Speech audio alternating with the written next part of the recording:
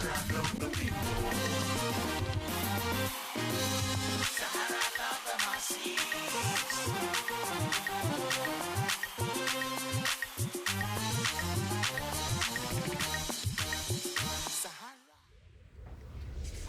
day, viewers, and welcome. My name is Kwesi, his son, Baako. In 2 years' time, Ghana will be heading back to the polls to elect a president and over 200 members of parliament. 2 years ago, a similar exercise ended with a bundle of controversy as the opposition New Patriotic Party resorted to the courts to challenge the result, which declared President John Dramani Mahama the winner of the election. While some within the NPP believe that the election was definitely rigged to favor President Mahama, others are of the disposition that the party has issues to resolve before heading out to the next election if they are ever to come to power. With me in the studio today is perhaps one of the most vocal and flamboyant members of the party to speak on the sundry issues within the party and in the country. Mr. Kennedy Agyapong is Member of Parliament for Assin Central Constituency and a leading member of the New Patriotic Party. He's most famous for his outspoken nature, but perhaps even more so for the fact that he was taken into custody at a point in time for making what some regarded as insightful statements. Mr. Agyapong is also an entrepreneur and what one might call a media mogul. Hopefully we get to know a bit more of his other sides in the course of the interview. But for now, help me to welcome to the studios Mr. Kennedy Agyapong. You're welcome to SaharaTV, Honorable Agyapong. Thank you very much. Okay, so first of all, congratulations on a successful Congress. Nana Addo has been chosen to lead the party. Is everybody happy in the party? Are all the factions singing the same song at this point? Well, so far, if you go to election and three people, one gets about 94%, then obviously you can't say that people are not happy. Everybody is happy. But as for election, definitely people contest. So, and that's the beauty of democracy. And they contested. What I've learned from home is that when Nana started his thank you tour, Alan was there, the national chairman and general secretary were with him together, to show or foster unity. So I don't think there's a problem in the party at the moment. If 94% out of 141,000 speak and you think there's no unity, then I don't know when you're going to get unity. You don't expect in democracy to get 100%. What I believe in is any leader who is not or who is praised by everybody in society means he's not doing something right. So definitely whatever you are doing, you have opposition. You must have some level of opposition. Right. So I think 6% didn't approve of him and 94 did. It shows how united we are. I don't think so far we have a problem. Okay, so a couple years ago, the party raised red flags over the results of the presidential election. Not so much for the parliamentary, but for the presidential especially. Not to cry over spilt milk, going forward, is the MPP putting anything in place to make sure that that doesn't even occur at all, a court process doesn't even come into the picture at all? To be frank with you, it's a difficult question to answer because, MPP will do everything to make sure that election is conducted fairly. But a situation where you have all government officials to be corrupt, all government officials to be afraid, all government officials to support the government, then you cannot assure whatever effort MPP puts in to get fair election. Because the government intimidates all the officials. So they can't use their minds or brains. They go with the flow. So once they all adhere to what the government wants them to do, it will be very difficult to say that there will be fair election. But we'll do our best to make sure that we minimize, the word is minimize. You cannot have complete fairness because a lot of them are just there because of the NDC party. So they will sing their praises, and whatever they ask them to do, they will do it. A lot of your issues, though, was with the EC. Maybe not you as a person, but a lot of the people in your party have issues with the EC. Yeah, EC. That's what I'm saying. If I say they, I'm referring to the Electoral Commission. You know, they are afraid to speak the truth. They are corrupt, from the judges, legislature, every institution in the country. So when we talk of fairness and honesty, I'm afraid even if you bring Jesus Christ, and Jesus Christ tells me that he knows Ghana, right there I will not believe him. Yeah, that's how bitter I am when it comes to dishonesty in the country. I don't trust anybody. I just have to deal with you as a human being and make sure right things are done.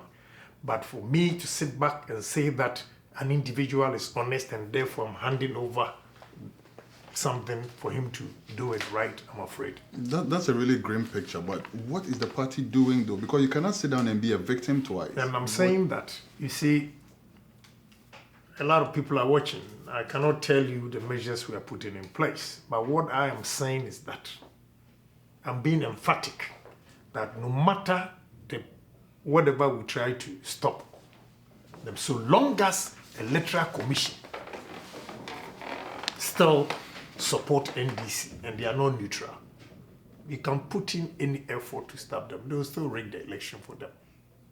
And I know their tricks. We're going to stop it, but still, the level of dishonesty at the Electoral Commission, you have no idea. Maybe today, their own problems or the economic hardships will probably let some of them change. That I don't know.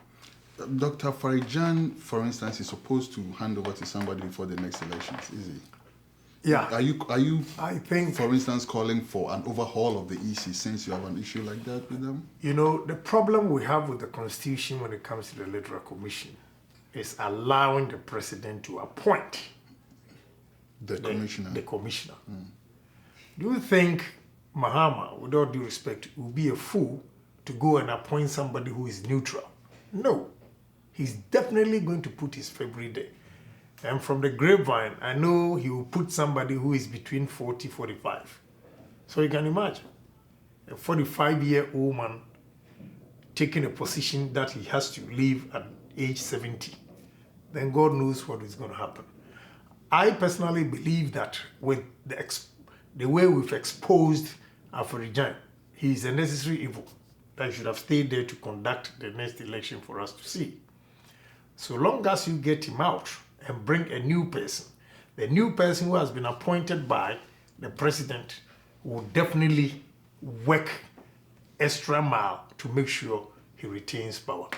So I don't trust any of the issues that they're bringing up, that Farijan should stay, he should go, new person should come. No. No. Wow, interesting. Now, let me talk about a subject which I believe you know a lot about, because you were at a point invited by the police for making insightful statements. Nana-Addo also has suffered a bit of propaganda flack by people saying, oh, he made a statement like all die be die and all of that. What do you really think this affected the party in the elections? And are you going to repackage this? For instance, are you still going to stand by all die be die? Yeah, I'm particular. I stand by all die be die. I mean, how long are we going to live on earth? For us to live like slaves and monkeys or animals? Because we are scared of our own human beings? These guys come out with propaganda to tell you, oh, Agyapong is violent. They go out there, Nilante Vanderpoel says that I don't want any account to register in my constituency. Beat the hell out of Eslausu and the rest. And nobody says anything because he's above the law. Hell no. I still maintain what I said. You hit me one, I'll hit you two. Hell no, because why should I allow you, you allow people to get away with murder and others fold their arms, they tie them, beat the hell out of them, and nobody comes to their aid. Police is supporting, military is supporting, all security agencies are supporting the government. For Nilante, a responsible guy like that who has not done anything in life, all he does is, excuse my language, I don't want to use that word, but begging for food to eat. This is a man who takes control of Ododo. No Kwawu guy can. These Kwawu people have lived in Ododo constituency for over 50, 60 years. This young man comes and says that this time I will not allow anybody to register. I was at Kantamanto. They gave me their complaints and everything. Let me tell you, this issue, the day after, a day before I made that statement, I had a text message, and it actually came from he wasn't a regional minister. He later became a regional minister. I think he was Minister for Environment or something. I have his text message. He texted all NDC people to go to Kantamanto and loot. Really? Yes, and loot. Who's this person though? I mean, he's a minister. I think now he's been sacked. God has punished him. I don't know how he got to. No, he's been sacked with all the silly things he did. Okay? Then you won't believe it. 3 p.m., they started looting all account shops in Ododo, beating them. They had red bands and they are green whatever. Now, when they reported to the police, the previous day today, beating Esla and 2 other guys. So they felt NPP was going to retaliate. Then when the commander realized it was NDC people, he had ordered them to shoot and kill. Okay? But when they realized it was NDC boys with their bands, they were scared to shoot. And they kept on looting. From Kantamanto all the way to Jamestown. Nobody stopped these people. Are they above the law? Are they superhuman beings? Please, I still stand by what I said. All die, be die. You think the mantra is helping the party though? You think it's attracting floating voters? Now, who is the floating voter? You are a floating voter sitting there and now you cannot even pay your electricity bill because you call yourself a floating voter. You can't use your brains. And no, sir, this is not a good government for me because I can't afford to make ends meet. I personally, I'm not scared of anything going on in the country. And sometimes I'm happy to see people suffer so that they learn sense because I told them all these things and they never listened to me because they went there, gave them five cedis. How long are you going to live on 5 cedis for 4 years? So it's good. Whatever is happening now, I am so excited. Although I'm also suffering. Today I called one of my companies and the electricity bill, my brother, is 107,000. 107,000 Ghana cedis for my co-store. No cedis. Yes. Last month I paid 90,000. This month is 107,000. And when I was talking to a guy in Jersey and I told him, say, Ish, he did a conversion and said, how are you going to? Say, well, that is the situation we find ourselves in. So, what is happening over there, whatever Nanado said, NDC, MPP people were not bold enough to support the man.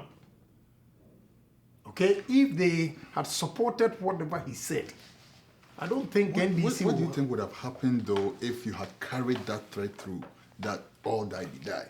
So the EC says Mahama won the election, and you say no, and the people pour out on the streets. There would have been chaos. Is that good for Ghana, though? Well, I personally have been to Liberia, Sierra Leone, and the rest. So I don't think it's good for the country. I don't support that kind of violence. But you don't wait for it to happen. That's my argument. Look, they came to Fosu with armored truck, with police intimidating. I resisted them. They couldn't steal. Yes. Why should you be coward? After all, you die one day. Whether you fall sick, whether you are shot, what? It's still the same death that we're all going to face. So you don't even wait for the results to come out, then you go and organize people to go and destroy things. That, I don't believe in it. You need to prevent it. Prevent it, nip it in the bud. Okay, now Nanado has twice failed to clinch the presidency. He hovers around 49%, just getting to the actual mark. What do you think is going to bring that extra decimal to afford Nanado the presidency? You know, I feel sure talking about this because we were in government. In 2008, he won the election. 2008, I'm not talking of 2012. In 2008, Nanado won the election. Against President Mills? Yes, but we were in government. They manipulated it, and therefore we could not even voice out because you were in charge of electoral commission, all the institutions, security agencies, and everything. Yep. So if you sit there and they are able to manipulate, whom are you going to complain to? So we kept quiet. Then when they were in power in 2012, look, the day that Nanado had this accident in Kumasi, when the platform collapsed. I had a document on NDC, their meetings, and the things they listed that they've done and going to do. Okay? What they said was that they've been able to buy 175 electoral or returning officers in 175 districts or constituencies. Their major challenge was that they were finding ways to buy some of our polling agents. And they put it in asterisks, question marks, and all those things. How they're going to buy some of our polling agents. And they were willing to spend 1,000 Ghana cedis on each, whereas we were paying 10 cedis and 20 cedis. And even that very day, some of them did not even get their money. So this is where we have the challenges that these are simple things that we need to make sure we put measures in place, psych the people that look, whatever money you take today, it's not going to last you for the 4 years. But if you have a good government that can, come out with good policies so that the economy will develop or the country will develop for you to get jobs, then you'll be okay. If not, they are able to buy. That's why I'm saying that because I'm privy to all those information. That's why I'm saying that I don't trust the electoral officers or the returning officers. Because they bought them. Okay. All right. Let's speak a bit about the country itself. Obviously, the NPP is disappointed in the way Ghana is running right now, judging from media reports and all of that. What's your personal assessment of how President Mahama and the NDC are running Ghana at this point? My brother, it's so sad. I think as a Ghanaian and a politician, the only person who can discipline us is God.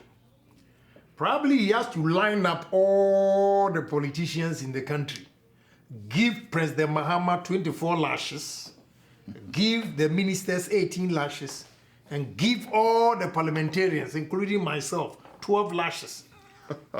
Just squeeze the gears and let them go back and do the right thing. Because the situation is so appalling and disgusting. You ask yourself if really you have leaders in the country. Their NDC, President Mahama and his government, their understanding of governance is stealing. Everybody is grabbing. One of the top NDC guy who has sworn not to go again with President Mahama confided in a lady. He said, look, I'm not going to go again because I can't see myself mingling with these people. The way they are embezzling state funds as if there is no tomorrow. I don't want to mention the name. It's serious for it to come out of the man's own mouth that look, the way my people are stealing in this country as if there is no tomorrow. So disgusting. They short of ideas. They think within the box. They don't think outside the box. And everything they do is about money. Let us steal it. Let's grab this. How can you rule a country like that? On the 3rd of August, I was coming from Ghana to US. In the British Airways, 2 things happened. I took the Financial Times and my brother. They analyzed it from Kufuor's administration to the current administration. And the way they disrespected us, I felt shy as a politician. Then when we were about to land in London, British Airways, they sometimes, they collect, change and all those things, money for their whatever. Orphanages and stuff. Yeah. And this time they said, we need to help the Africans. They are suffering, this and that. This money that you are going to give it to us will go to Ghana. I said, what? Then on the screen, they showed Tamale. People begging. Say, what? A region where the president is from. We are now on international as beggars. I felt so bad. I said, Jesus Christ. If I had any power, I would have asked the passengers not to even contribute a dime. Because those people there don't deserve anything because the president is from there. He should know the good things for his own people. Meanwhile, they go out there, buy Bugatti. You know Bugatti, how much it costs? $1 million. Okay? And you come from that area and you buy Bugatti for $1 million. And you go and beg somebody to come and feed your own people. Anyway, we're fast running out of time. There's still a few questions I'd like to really crash into this interview first. So, Parliament, you mentioned that Parliament is party to everything that's going on. Parliament deserves 12 lashes. Yes, we deserve 12 lashes because we have a lot of stooges.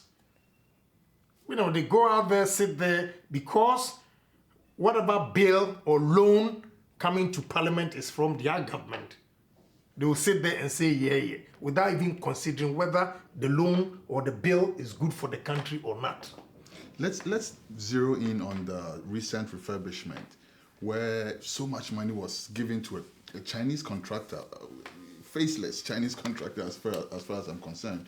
And Ghanaian entrepreneurs are crying. You are an entrepreneur yourself as well.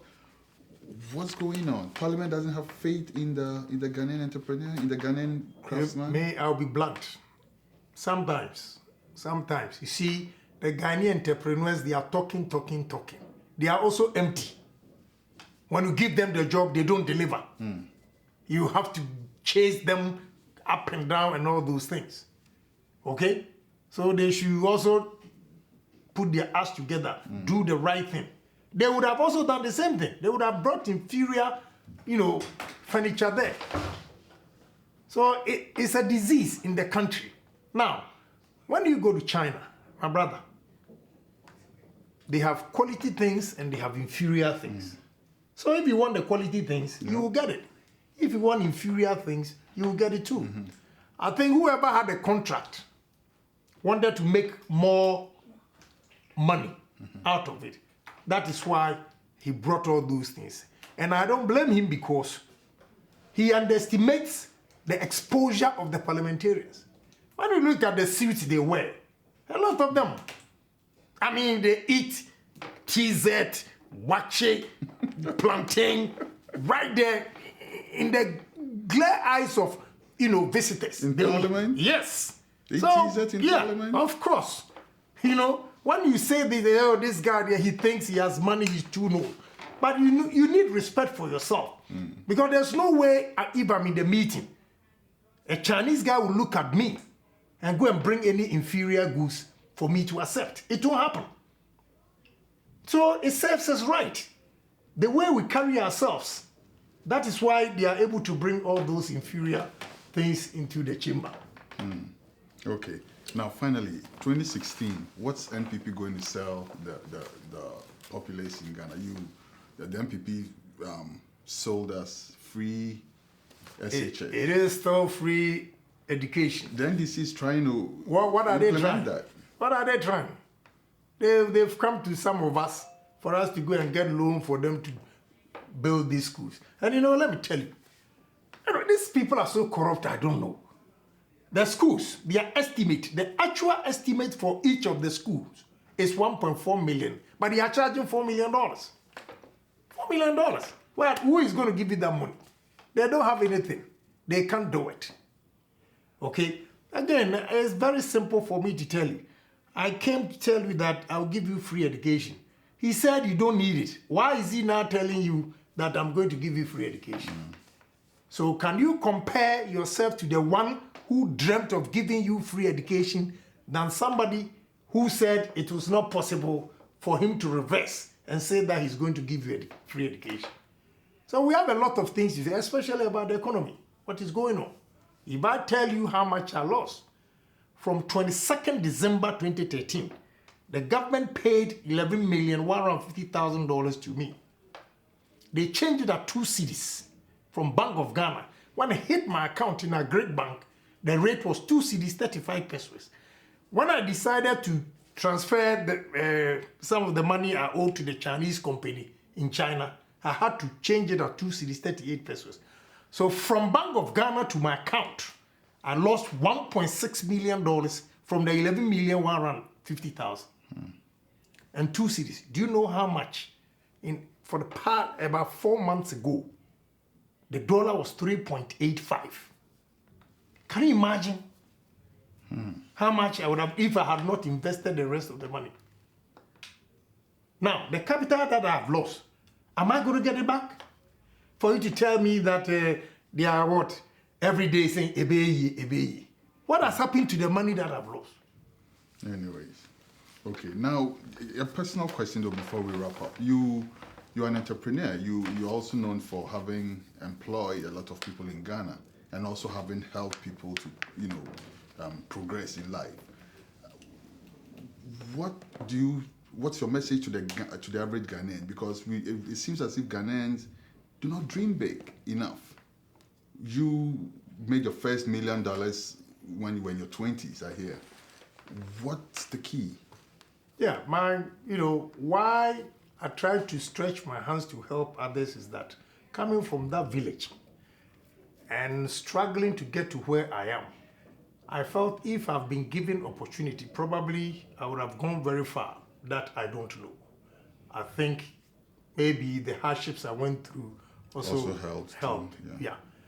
But if somebody from SaharaTV is able to make it, therefore anybody given opportunity can also do it. That's my belief. That is why I try to help. But my message to Ghanaians is that, look, sky is the limit. They should stop believing in the juju that they call, it won't help you. You should always stay focused and dream big. Now listen, what any white man has done on earth, with a question of time and determination, I can do it too. This time I also get white guys who come and work and I pay them. A boy from SaharaTV. So what makes you think you can't do it? You can also do it. But you see, anytime we associate our challenges to witchcrafts and witches and all those things, it's a complete defeatist approach. And you don't succeed. So my message to Ghanaians is that here in America, who believes in that witchcraft to succeed in life? So just stay focused and say to yourself that, listen, I can make it. If Ken has done it, I can do it too. I'm a human being. So it's just a question of determination and dreaming big, doing things big and talking big. I talk big, I do it big, and I dream big. That's it. Fantastic. Message to Ghanaians. And definitely if they're listening, I'm sure it's going to go a long way to help us. We really need a refurbishment of our minds as well, not just the Parliament House. I believe Ghanaians need a refurbishment of our attitudes and, our whole our outlook towards life. Thank you so much, Honorable Ken Agyapong, for welcome gracing our show. Sorry for being late. The traffic was heavy. It's okay. We know how it is. It's like in New York. All right. Thank you so much. And we'll definitely be reaching out to you between now and the election 2016. All right. So, every 3 months I'm here, so fantastic. I still have everything here. Okay, because we really didn't get to the end of it, so we'll definitely invite you again. Thank you very much for watching also, and see you